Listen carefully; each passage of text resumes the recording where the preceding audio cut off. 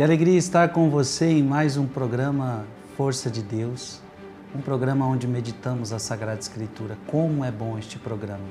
Eu tenho certeza que muitos estão acompanhando este programa toda semana. Parabéns para você! Então essas pessoas ficam esperando toda semana chegar o programa porque alimenta a alma e vai nos dando a sabedoria de Deus. Então Deus abençoe você que está aqui constantemente conosco. E também você que começou a acompanhar há pouco tempo, talvez hoje é a sua primeira vez, é um programa lindo, maravilhoso sobre a Sagrada Escritura. Agora, quero acolher você que nos acompanha pela TV Século XXI, você que nos acompanha pelo meu canal do YouTube, Frei Gilson /Som do Monte, você que nos acompanha pelo canal do YouTube de Dom José Francisco Falcão. Estamos meditando as parábolas de Jesus, estamos na terceira parábola, e a parábola que estamos meditando agora é sobre a veste nova. Já pega aí sua Bíblia? Estamos em Mateus capítulo 9, versículo 16.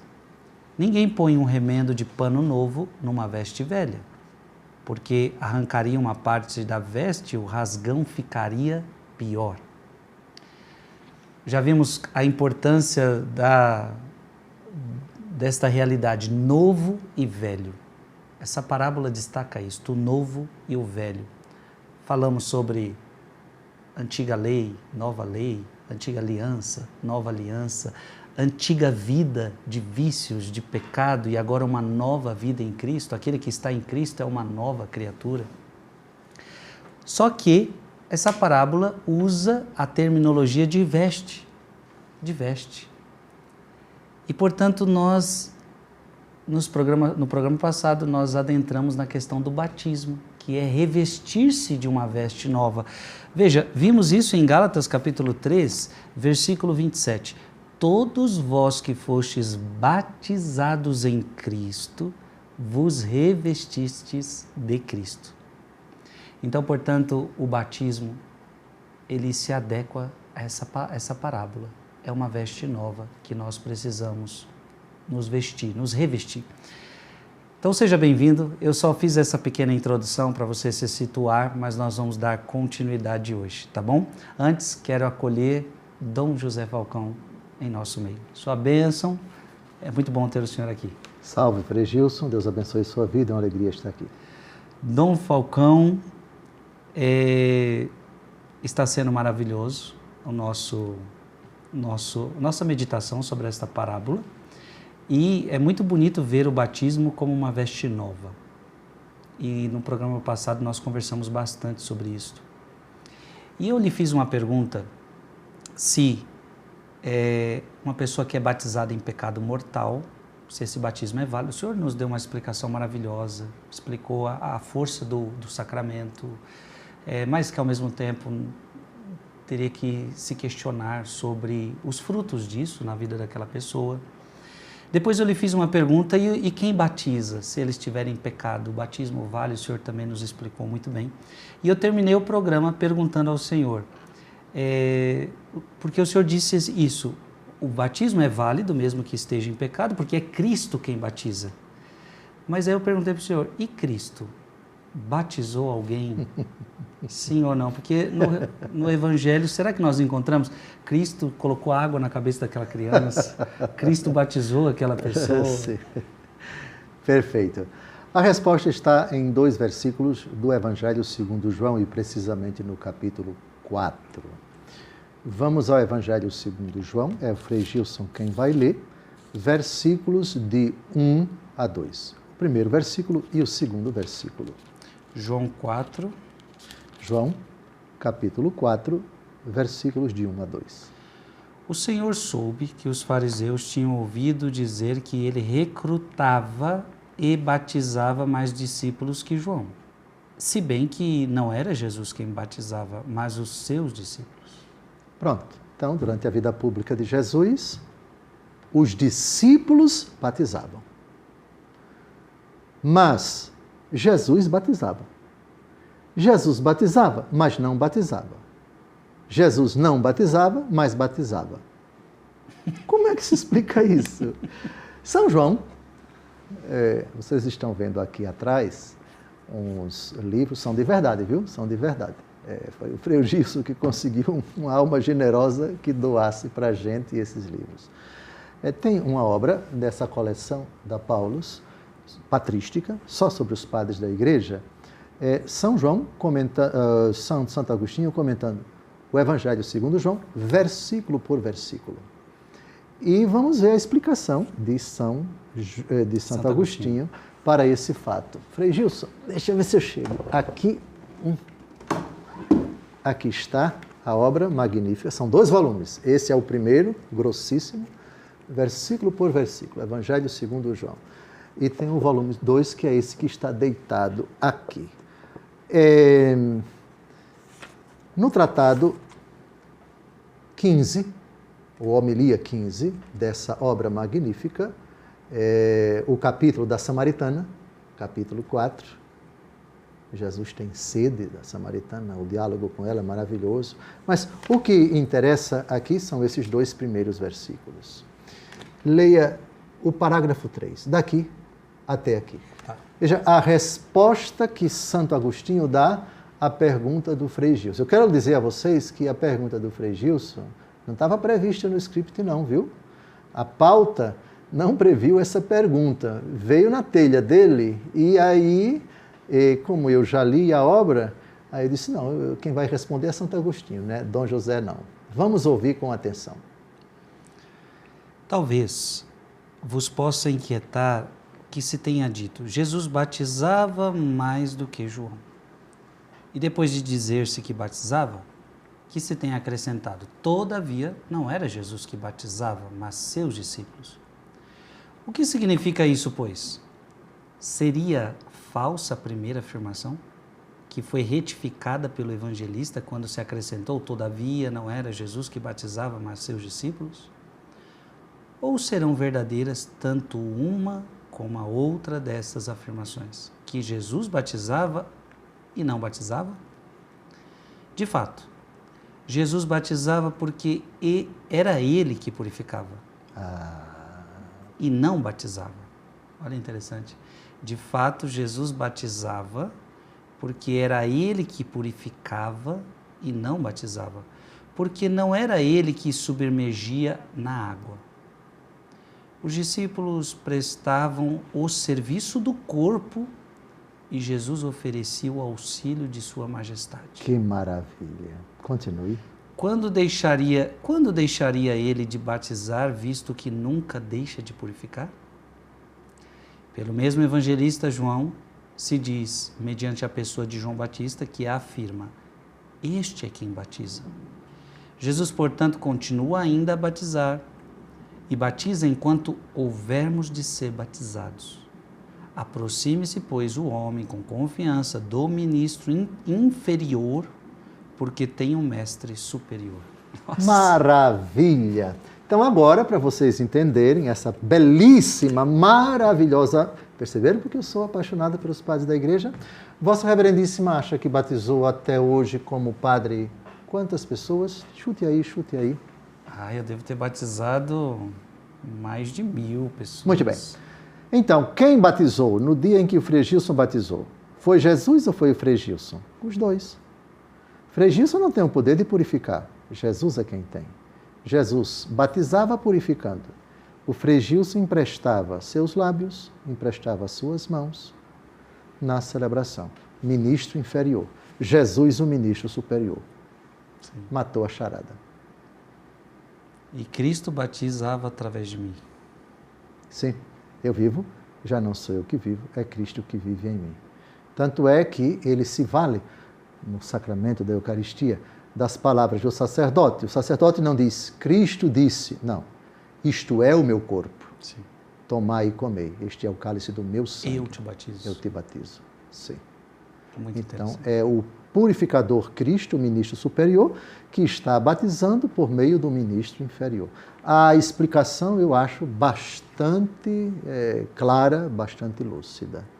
E eu posso dizer, Dom José Falcão, que esse ato de Cristo não batizar alguém ele quer salientar que ele quer se utilizar da igreja, que ele quer se utilizar dos seus ministros para esta obra? Sim, e evoco para isso um dos últimos versículos do Evangelho segundo Mateus. Se Jesus mesmo quisesse batizar, ele não teria dito isso. Versículo 19, Mateus capítulo 28. E depois ensinai todas as nações, batizai-as em nome do Pai, do Filho e do Espírito Santo. Sim, Deus se utiliza, quer ordinariamente se utilizar das mãos dos ministros na igreja, da fragilidade dos ministros, malgrado o seu estado de graça ou eventual estado de pecado mortal, mas a graça de Deus por meio dos membros da igreja. Olha a imagem do corpo, que é muito cara para São Paulo. Cristo é a cabeça, nós somos os membros. Então, a mão faz isto, mas ela faz isto porque está sendo comandada pela cabeça. Ela está executando, então, a cabeça diz, feche a Bíblia, mão esquerda. A mão esquerda fez aquilo que a cabeça decidiu. Então, a cabeça é a responsável primeira por esse ato. Isto é, a cabeça executou por meio da mão. Até que o senhor dizer, mão, jogue a Bíblia na cabeça do Pedro. Aí, a cabeça, aí já é crime. Aí a cabeça diria, não posso. Coitado do Pedro ali, menino tão bom, rapaz. Muito bom, Dom José. O senhor, no programa passado, nos falou que iria nos dar vários padres da igreja. Interpretando a parábola. Interpretando essa parábola, certo. Interpretando o batismo, não sei qual realidade eles vão tratar, mas que certo. Vai vir nessa temática. As duas coisas. Como eu disse, eu escolhi só doutores da igreja. Poderia colocar mais, mas nós não temos muito tempo e temos muitas outras parábolas para abordar. Então eu escolhi 5 doutores da igreja e o Papa Francisco. Vamos recordar somente a parábola, esse é o último programa sobre essa parábola. A parábola da veste nova, Mateus 9,16, ninguém põe um remendo de pano novo numa veste velha, porque arrancaria uma parte da veste e o rasgão ficaria pior. Então as perguntas são, o que é remendo? E por que de pano novo? O que significa veste velha? E o que significa o rasgão ficaria pior? É o que a gente quer saber. Certo. E os padres da igreja e os santos da igreja, eles interpretam belissimamente a parábola dessa forma. Vamos primeiro a São João Crisóstomo. Uhum. Ele tem uma obra comentando homilias sobre o Evangelho segundo Mateus. Ele comenta, versículo por versículo, todo o Evangelho segundo Mateus. Em português tem essa obra? Ainda não. Tem em espanhol, pela BAC, a Biblioteca de Autores Cristãos. Mas essa coleção se propõe a isso. Mas não me perguntem quando é que vai ser publicada. Já está no volume 51, me parece. Vem coisa muito boa por aí. Maravilhosa. Ainda em português, que eu saiba, não. Não sei se português de Portugal, não sei. Sim. No Brasil, ainda não. São João Crisóstomo. De novo, Jesus apoia suas palavras com comparações simples, quando diz, ninguém põe um remendo de pano novo numa veste velha, porque arrancaria uma parte da veste e o rasgão ficaria pior. Como se dissesse, meus discípulos ainda não são bastante fortes e por isso precisam ainda de condescendência. Ainda não foram renovados pelo Espírito e não convém impor todo o peso dos preceitos a pessoas assim dispostas. Disse isso dando uma regra aos seus apóstolos, para que recebessem com mansidão os discípulos provenientes de todo o orbe terrestre. Aqui a interpretação de São João Crisóstomo, que é um juízo meu, parece que a interpretação dele é mais localizada para o tempo de Jesus, porque ele aqui fala dos apóstolos e dos discípulos. Uhum. Você tem os apóstolos, que são aqueles que têm uma cultura maior, uma formação mais elaborada, mais elucubrada, tem conceitos mais solidificados, tem mais base, tem mais alicerce, tem uma formação mais sólida. E os discípulos são aquelas pessoas que abraçaram a fé há pouco tempo. São recém-iniciados. Ainda não são capazes de compreender, de, aspas, suportar ensinamentos tão profundos. São Paulo vai dizer isso: eu dei para vocês leite e não alimento sólido. Lembra disso? Lembro. Pois bem, então, as verdades da fé, aquelas básicas, não aquelas profundas, são essas realidades que podem ser suportadas, entre aspas, que podem ser entendidas, que podem ser compreendidas e que podem ser praticadas sem grande dificuldade. Mas o Evangelho tem realidades que exigem, para uma boa compreensão, uma formação maior, maior vida de oração, maior compreensão, maior formação. Por isso é preciso compreender, e aqui a explicação é precisamente esta, de que estamos tratando aqui um remendo de pano novo numa veste velha. A veste velha, na primeira interpretação de Santo Agostinho, de São João Crisóstomo, é essa realidade que abraçou a fé, os recém-convertidos, os recém-renovados, os recém-renascidos pela água e pelo Espírito, que precisam ainda de uma condescendência. Eles estão começando agora, não são capazes de suportar tudo, de compreender tudo. Então, é preciso você se adequar e, sem trair as verdades profundas, que mais para frente é necessário que sejam dadas a conhecer para eles, porque se você fizer um remendo, se você introduzir, porque o que é o remendo novo numa veste velha? É uma novidade que o remendo, que a roupa velha não é capaz de suportar. Aí eles vão pirar, digamos assim. Eles vão entrar em crise. Tudo é uma questão de habilidade, mas no bom sentido, de uma sadia pedagogia que vai aos poucos ensinando, aos poucos aprofundando. Mal comparando, ou bem comparando, você tem o Antigo Testamento, que é a roupa velha. Uhum. E você tem o Novo Testamento. Diga-me, amai os vossos inimigos. Vossa Reverendíssima sabe que isso está no Novo Testamento. Pano novo. Se esse pano novo fosse inserido, enxertado no tempo do dente por dente, olho por olho, eles compreenderiam? Não. Não. Então, a condescendência de Deus faz com que a sua pedagogia vá paulatinamente educando o povo eleito até chegar o momento do pano novo. Então, essa não é a única, mas essa é a primeira explicação dada por São João Crisóstomo. Uma chave de leitura da parábola, precisamente isso. Arrancaria uma parte da veste e o rasgão ficaria pior.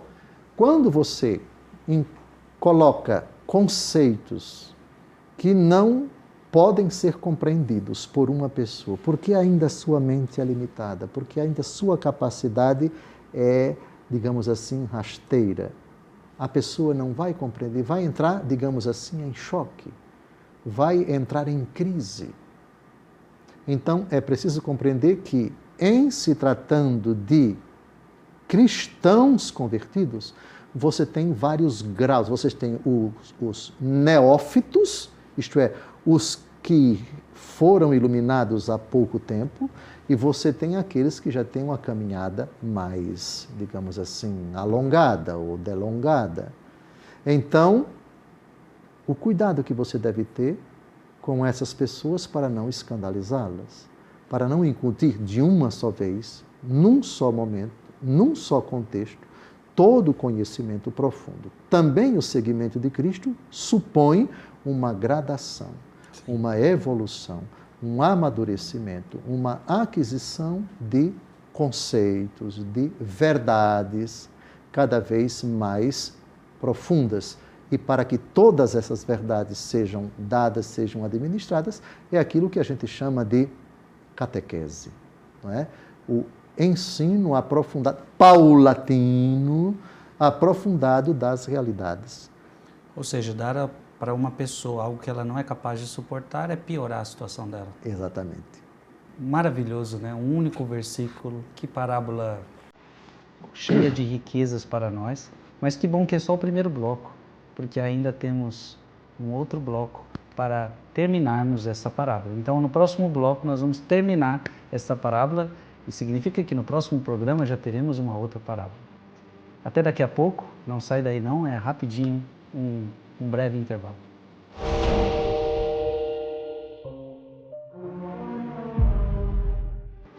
Agora vamos a outra maneira de interpretar. Não tem somente uma, né? E é precisamente por causa disso. É parábola, é linguagem cifrada.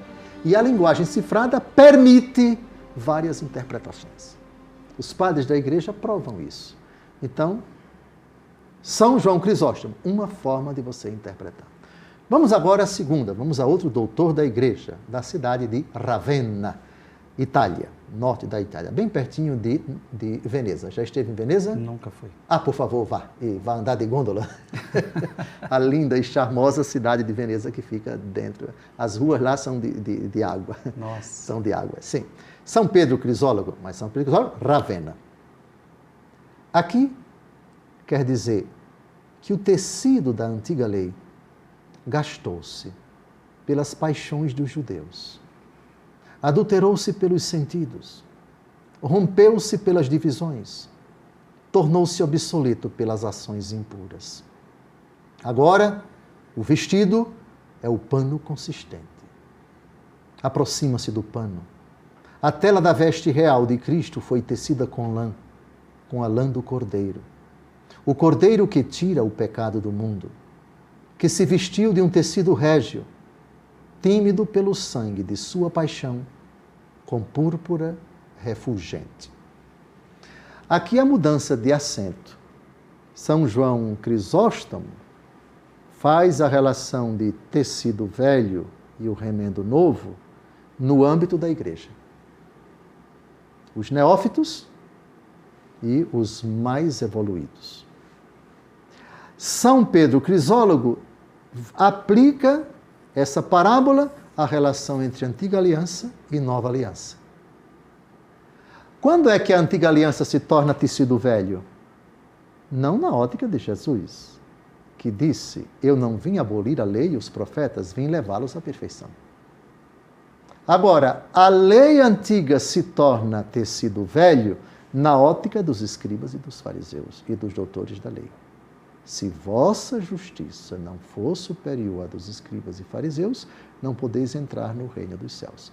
E na ótica da carta aos Hebreus, já lido por vossa reverendíssima no antepenúltimo programa, se não me engano, a lei antiquada. Ela se tornou antiquada, por isso está prestes a desaparecer.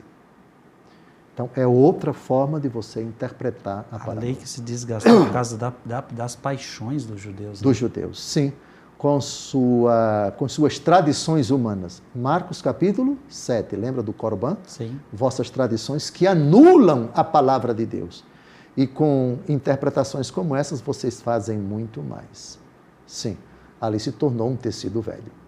Sim. E que bonito, o pano novo é a lã do Cordeiro, né? A lã do Cordeiro, nossa, que bonita exatamente. A imagem, né? Nosso Senhor Jesus Cristo. Vamos à terceira explicação, São Jerônimo. Vejam, explicações diferentes que não são conflitantes, que não são contraditórias, são todas convergentes. Sim. Terceira categoria de interpretação, terceiro critério, São Jerônimo. Devemos entender por vestido velho e por odres velhos os escribas e os fariseus. Esse pedaço de pano novo e o vinho novo, a palavra do vinho ainda não tratamos, são os preceitos do Evangelho que os judeus não podem suportar, pois poderia causar uma maior rasgadura. Os gálatas desejavam fazer algo semelhante, mesclando as prescrições da lei com as do Evangelho, colocando assim vinho novo em odres velhos. A palavra do Evangelho penetrou no coração dos apóstolos, mas não nos dos escribas e fariseus, que, corrompidos pelas tradições de seus antepassados, não podiam conservar os preceitos sinceros do Evangelho. E aqui está a prova bíblica. Marcos capítulo 7, por favor. Marcos capítulo 7, de que a interpretação de São Jerônimo está correta. Marcos capítulo 7, versículos de 6 a 8, de 6 a 9. Jesus disse-lhes: Isaías com muita razão profetizou de vós hipócritas quando escreveu: Este povo honra-me com os lábios, mas o seu coração está longe de mim. Em vão, pois, me cultuam, porque ensinam doutrinas e preceitos humanos. Deixando o mandamento de Deus, vos apegais à tradição dos homens. E Jesus acrescentou: Na realidade, invalidais o mandamento de Deus para estabelecer a vossa tradição. Pronto. Aqui está, o tecido acabou ficando velho. Então a novidade que Jesus traz não entra na cabeça deles. E se entrasse, o rasgão ficaria maior.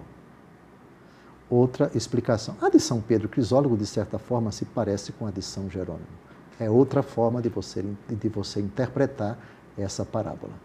Dom José, o senhor nos trouxe São Jerônimo há pouco.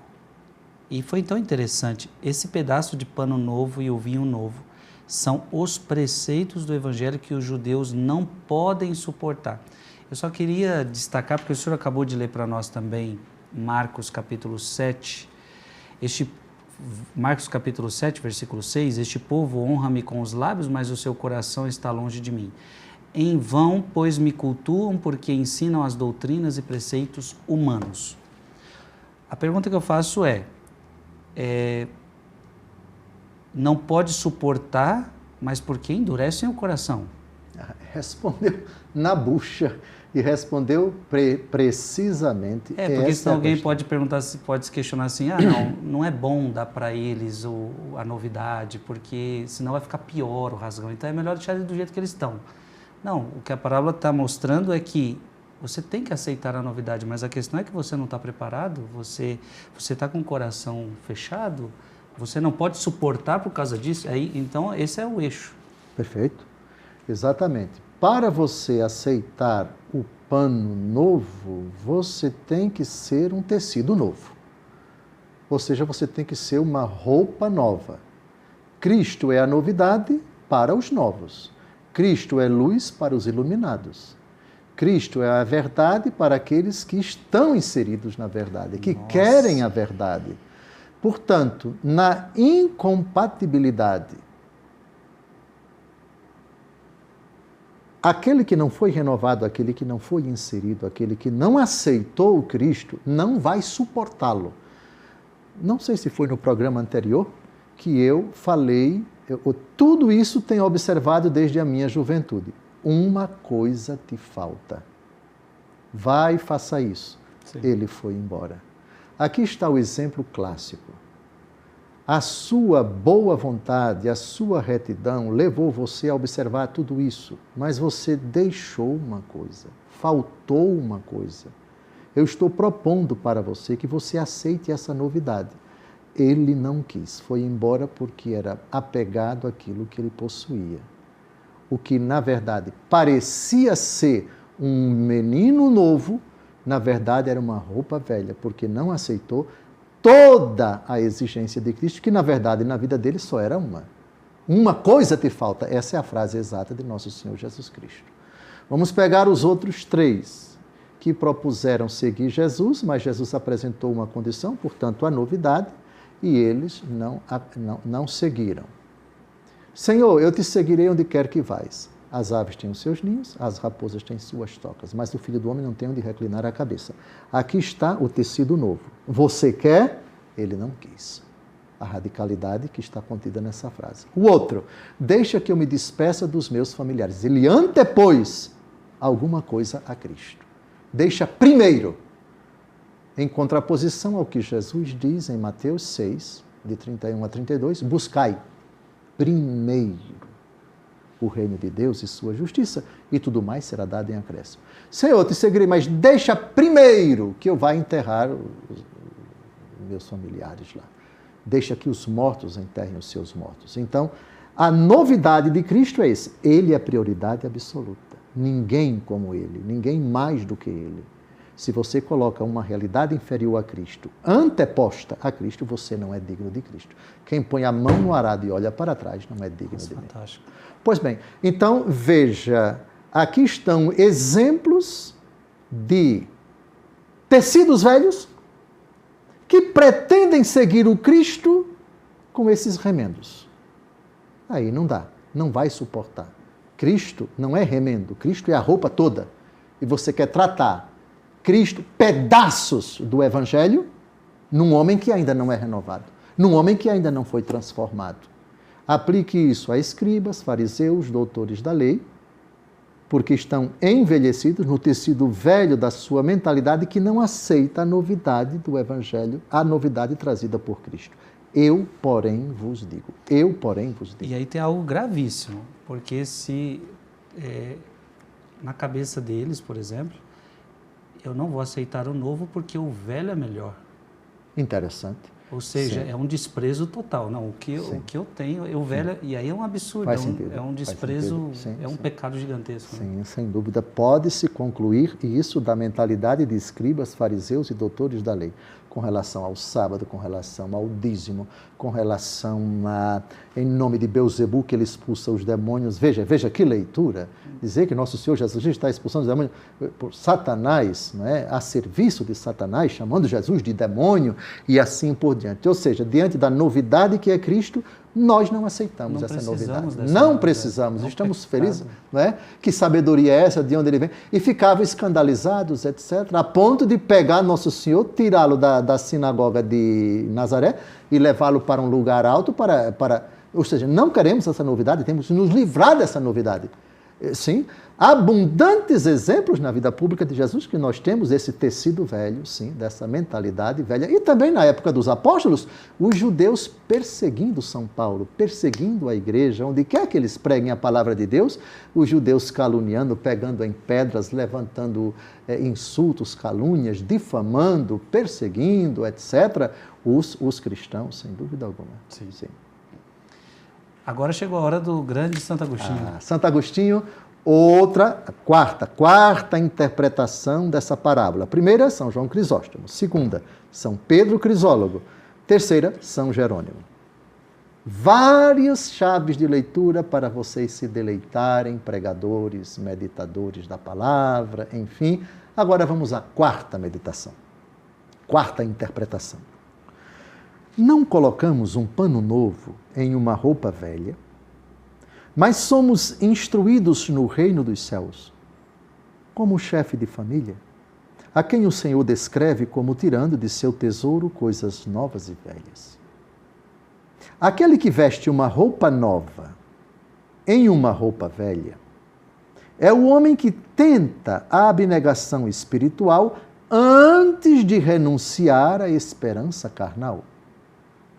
Examina a passagem e verás que, quando o Senhor foi questionado sobre o jejum, respondeu: ninguém coloca pano novo em roupa velha. Os discípulos ainda tinham afeição carnal pelo Senhor, pois temiam que, se ele morresse, o perderiam. Por isso ele chama Pedro de Satanás, que tentou dissuadi-lo da paixão, porque ele entendia não as coisas de Deus, mas as coisas dos homens. Vejam, aqui não estamos tratando, é uma outra forma diferente da de São João Crisóstomo, São Pedro Crisólogo e São Jerônimo. Como você enxerga Cristo? Como você encara Cristo? Quais os critérios para o seu relacionamento com Cristo? São critérios carnais ou espirituais? Exemplo de critérios carnais, de afeição carnal a Jesus. Olha, eu sigo Jesus, mas não me fala em sofrimento, não. Porque Deus não quer que ninguém sofra. Então, essa história de dizer, quem quiser me seguir, negue-se a si mesmo, tome sua cruz e siga-me, isso não é para mim. Porque o seguimento de Cristo é alegria, é oba-oba, é festa. Jesus veio trazer alegria, Jesus veio trazer saúde, Jesus veio trazer bem-estar. Pronto! Essa é a afeição carnal. A carne não aceita, não quer, não concorda com o sofrimento, com o Calvário, com a cruz, com a mortificação, com o combate às tendências desregradas. Então é um cristianismo light. The Theology of Prosperity, a teologia da prosperidade. O Cristo que vai dar tudo de bom para você. Siga o Cristo e aí você vai ter dinheiro, você vai ter isso, você vai ter aquilo outro, etc. Existe uma teologia bastante consolidada em determinadas denominações cristãs hoje, e Vossa Reverendíssima sabe disso. Sim, sim. Então, o meu relacionamento com Cristo é o Cristo que me dá coisas, que me dá, quita meus débitos, que aumenta meu patrimônio, que me permite viajar todo ano para Miami, que permite ter o carro do ano da Ferrari, disso ou daquilo outro. Afeição carnal. Jesus, eu amo, porque Ele me ajuda. Jesus, eu quero, porque Ele me livra de todos os males, porque Ele isso, porque Ele aquilo outro. Ou seja, é um cristianismo que, na ótica da parábola do semeador, os espinhos, as preocupações, as tribulações da vida, ele não suporta. Então, aí está a afeição carnal. Não, Senhor, Deus não permitirá que isso te aconteça. Eu te amo demais para admitir que tu possas subir a Jerusalém para ser crucificado. Não, Senhor, a minha carne que está dizendo isso agora. Para trás, Satanás. Teus pensamentos não são de Deus, mas dos homens. Pronto, para trás, roupa velha. Porque a novidade está no Calvário. Porque eu vim trazer essa novidade. Compreendeu aqui? Sim. Ou seja, como você encara Cristo. É uma outra forma de você interpretar a disparidade, roupa velha e roupa nova. Que aqui, no caso desse que não quer sair dessa condição de velho e trata o novo como se fosse um remendo. Eu não quero abdicar desse meu pensamento velho, mas eu quero botar um pedacinho dessa novidade em Cristo aqui na minha vida. Mas o todo da minha vida é o todo ainda velho, porque eu não quero essa novidade da cruz. Os cristãos pedem, os judeus pedem ensinar, nós pregamos Cristo crucificado. Você quer a sabedoria, você quer os milagres, nós pregamos Cristo crucificado. Aqui está o que, para você que não quer deixar de ser roupa velha, aqui está a novidade. Que deveria ser uma roupa nova toda para você, mas o que você quer é o remendo. Esse pedacinho do Evangelho que lhe agrada. Ai, que coisa linda isso daqui. Mas eu virei a página. Isso aqui é exigente. Não quero não. Não gostei não. Então, vamos aqui ao capítulo. Aqui é lindo, lindo, maravilhoso. Mas no 13, esqueça. Entendeu? Você sai fazendo aqui umas escolhas. Remendando, sim. Belíssima também, no meu entendimento, a interpretação de Santo Agostinho. Sim. Que não é a única, por favor. Estou dando aqui 5 interpretações. Já estamos na quarta, né? Na quarta. É quando você quer entender as coisas de Deus, o segmento de Cristo, segundo a lógica da carne, do homem velho. Você não quer renunciar a vícios, a comportamentos, a hábitos, mas quer botar um pedacinho da novidade de Cristo nesse todo seu que é velho. Nossa. O senhor está pregando a realidade do mundo atual hoje. Sim, sim. Quero ser de Deus, mas quero ser do mundo. Sim. Eu vou pegar um pedacinho de Deus, mas o todo meu ainda é do mundo e tal. Sim. Aí tem a carta de São Tiago, né? Não, caso não sabeis que o amor do mundo é abominado por Deus. Sim.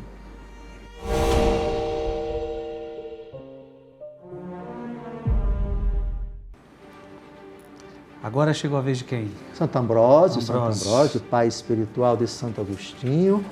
É a última citação dos padres da igreja, porque a última citação de aplicação, de entendimento, vai ser de Papa Francisco. Santo Ambrósio tem uma obra, pronto, eu não sei se ela está aqui, Santo Ambrósio, o comentário ao Evangelho segundo Lucas, versículo por versículo também. Depois dê uma olhadinha, não apareceu aí. Mas é o volume 48, se não me engano. Santo Ambrósio comenta versículo por versículo o Evangelho segundo Lucas. No Evangelho segundo Lucas, me diga aqui em que versículo está Lucas. Essa parábola está em Lucas. Lucas 5,36. Pronto. Comentando Lucas 5,36, que o relato, a narrativa é praticamente a mesma de São Marcos e São Mateus, como nós já vimos. Ele vai dizer o seguinte: conservemos a vestimenta com que nos revestiu o Senhor ao sairmos da sagrada fonte, batismo. Essa veste logo se rasga se as ações não lhe corresponderem. Logo se consome por obras das traças da carne e fica manchada pelo erro do homem velho. É então que se nos proíbe misturar as realidades novas com as velhas. E no apóstolo, até mesmo cobrir as velhas vestes com outras novas, mas se nos ordena despir-nos do que é velho e tomar o novo, a fim de que, uma vez despojados, não nos encontremos nus. Despojamo-nos, portanto, havendo de tomar vestes melhores. Desnudamo-nos, porém, quando, por fraude alheia, se nos tira a vestimenta, em vez de atirarmos por vontade nossa. Simplesmente maravilhoso. Você é batizado, sai da fonte, uma nova criatura, roupa nova, roupa nova. Só que essa roupa nova, com nossos hábitos, com nosso itinerário, com nosso mergulhar no mundo das trevas, isso pode fazer com que essa roupa nova acabe se tornando roupa velha. A vida de pecado. Sim. A vida das trevas. Para você reverter essa situação, você pode encontrar um paliativo. O paliativo é: eu não deixo, pela minha vontade, o pecado, mas eu vou me vestir de Cristo sem que a minha vontade rompa com o pecado. Isso significa uma vestimenta. Pensemos a situação de uma hipócrita, fingida, artificial, teatral, patética, sei lá, qualquer adjetivo, de um segmento de Cristo no culto, na liturgia. Vamos pensar também num certo trabalho social dentro da igreja, mas o íntimo do coração está ainda apegado àquele hábito, àquele vício, àquele pecado, ou aqueles pecados, ou aquele hábito, ou aquela conduta reiterada nas trevas.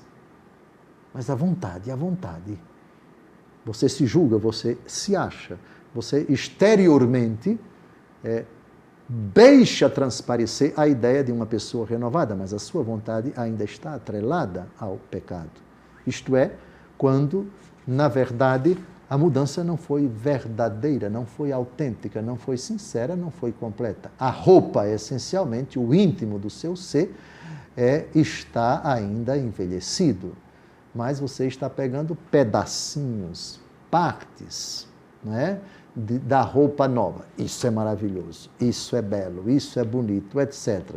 Mas o essencial, o núcleo, ainda está nas trevas. Desnudamo-nos quando, por fraude alheia, se nos tira a vestimenta. Essa é uma forma errada, equivocada de você compreender a renovação, em vez de atirarmos por vontade nossa. Então, nudez e vestimenta. De que nudez estamos falando? Se esse desnudar-se significa: vou levantar-me, vou ao meu Pai, não quero mais essa vida de pecado, não quero mais esse comportamento. Então, roupa nova. Lembra qual foi a frase do pai para os empregados? Anel no dedo, túnica nova, sandália aos pés e roupa nova. Isto é uma nova criatura. Ele não está mais na pocilga. De fato, ele rompeu. Ele saiu de lá. Não está mais lá. Roupa nova. Ou seja, não há vínculo nenhum com a pocilga, com os porcos e com o dono da pocilga. Sim. Eu acho que a parábola do filho pródigo se adequa bem por causa da frase do pai, roupa nova, roupa nova. E, Dom José, uma pessoa que recebeu essa nova veste no batismo, mas aí se afastou como filho pródigo e tal. Aí na igreja a gente então pode dizer que o sacramento da confissão é uma restituição dessa roupa... Completa, perfeitamente.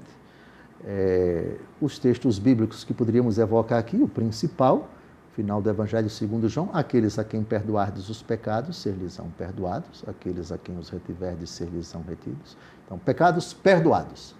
O cancelamento, a absolvição significa o cancelamento, deixou de existir o pecado. Ele foi perdoado quanto à culpa, Deus não o trata mais como culpado e, como efeito da absolvição, o cancelamento, o apagamento ou o deletar, em linguagem de informática, delere, significa apagar, cancelar. Apagar, deixar de existir todo o pecado. Sim, quem se confessa com as devidas disposições, contrição, acusação e reparação, sai do sacramento da confissão uma nova criatura, veste completamente nova. Sim. Muito bom. Sim. Estamos quase chegando ao fim do programa, é uma alegria imensa ter você aqui. Eu creio que nós vamos então terminar, Dom José, essa parábola linda, com o pensamento do Papa Francisco que o senhor nos prometeu. Perfeito. Eu escolhi o discurso que ele fez à Cúria Romana para as felicitações de Natal no dia 21 de dezembro de 2020. Sempre no final do ano os papas dirigem uma palavra de agradecimento, uma mensagem para os seus colaboradores mais próximos na Cúria Romana. E no ano 2020, Papa Francisco disse uma parte do discurso dele que faz alusão a esta parábola. Subjacente a cada crise, há sempre uma justa exigência de atualização. É um passo em frente. Mas se quisermos de verdade uma atualização, devemos ter a coragem de uma disponibilidade sem limites. Há que deixar de pensar na reforma da Igreja como remendo de um vestido velho ou mera redação de uma nova Constituição Apostólica. A reforma da Igreja é outra coisa. Não se trata de remendar uma peça de vestuário, porque a Igreja não é um simples vestido de Cristo, mas o seu corpo que abraça a história inteira. Somos chamados não a mudar ou reformar o corpo de Cristo. Jesus Cristo é o mesmo ontem, hoje e pelos séculos, mas a revestir com um vestido novo aquele mesmo corpo, a fim de que resulte claramente que a graça possuída não vem de nós, mas de Deus. De fato, trazemos esse tesouro em vasos de barro, para que se veja que este extraordinário poder é de Deus e não nosso. A Igreja é sempre um vaso de barro, precioso pelo que contém e não pelo que às vezes mostra de si mesma. Este é um tempo em que parece evidente que o barro de que fomos feitos está lascado, rachado, partido. Temos de esforçar-nos para que a nossa fragilidade não se torne obstáculo ao anúncio do Evangelho, mas lugar onde se manifeste o grande amor com que Deus, rico em misericórdia, nos amou e continua a amar. Se riscássemos Deus, rico em misericórdia, da nossa vida, esta seria uma farsa, uma mentira.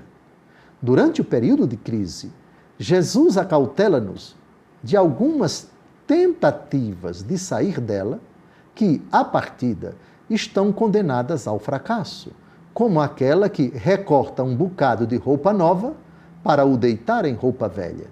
O resultado é previsível. Ficará rasgada a nova e a roupa velha não se ajustará bem o remendo que vem da nova. Eu escolhi porque achei muito oportuno essa aplicação que Papa Francisco faz à Igreja na atualidade. Muito bom. Dom José, a gente agora pode fazer um arremate final. Ficou muito linda essa parábola. Para mim ficou muito claro, a gente tem que fazer uma escolha do que a gente quer. Então ficou claro, eu quero Cristo inteiro, ou quero Cristo pela metade, ou quero Cristo um pedacinho. As fatias de pizza. Então ficou claro que eu tenho que mudar a minha vida, né? Eu tenho que abandonar os vícios, eu tenho que abandonar os pecados. E aí eu já estou até me recordando de outras passagens da Escritura que diz, olha, um demônio pode vir 7 vezes pior, ou seja, sua vida, se você não adere a Cristo, pode se tornar pior ainda. 7 vezes. Então, usando os minutos finais que o senhor tem, qual é o conselho que o senhor daria na prática, na vida espiritual, para todos que estão nos acompanhando, de que vale a pena, então, abandonar essa vida velha para aderir a Cristo? A frase de Jesus, quem quiser me seguir, negue-se a si mesmo, tome sua cruz todos os dias e siga-me. Eu acho que ela é completa no sentido, o seguimento de Cristo ou é todo para Ele, ou então vai ficar uma partezinha, se você está apegado ainda ao velho comportamento, à velha mentalidade, que pode levar você a tornar a sua situação insustentável. Que Jesus quer dizer na parábola de hoje, o rasgão vai ficar ainda maior. Por causa da incompatibilidade entre o tecido velho e aquela artificialidade que você inseriu ali, achando que podia conjugar trevas com luz, verdade com mentira, graça com pecado. O rasgão vai ficar maior. Ou seja, não tente, é ilusão, é bobagem você achar que permanecendo apegado a um determinado tipo de hábito que a Bíblia diz que é pecaminoso, que a palavra de Deus diz que é das trevas, que não é de Deus, e tentar conjugar com pedaços, por mais bonitos que sejam. Qualquer pedaço que você pegar da Escritura, ele é bonito. Qualquer frase de Jesus, ela é bonita. Qualquer ensinamento de Jesus que agrade a você, ele é bonito. Não estamos questionando isso. Só estamos questionando por que você aceita a beleza desse texto, desse versículo, desse capítulo e não aceita o Evangelho inteiro, no sentido de renunciar, vou levantar-me e vou ao meu Pai e direi, Pai, pequei contra o céu e contra ti. Aqui está o propósito, é a vida inteira de pecado com a qual eu vou romper. Não é apenas um pedaço. Eu quero dizer que essa roupa toda precisa ser deixada aqui na pocilga. E eu vou desnudo para a casa do Pai, porque eu vou ouvir dele, roupa nova, coloquem para ele. Anel no dedo, sandália aos pés. A festa começou. Porque se meu filho estava morto, reviveu. Estava perdido e foi achado. Tá aí, conselho para você, para a sua vida espiritual, para a sua vida, que não seja só um estudo este programa, que seja algo para a gente aplicar na nossa vida. Espero que você vá fazendo isso a cada programa. Vamos pedir a bênção de Deus e nos encontramos no próximo programa. Abençoe-vos Deus Todo-Poderoso, Pai e Filho e Espírito Santo. Amém. Amém.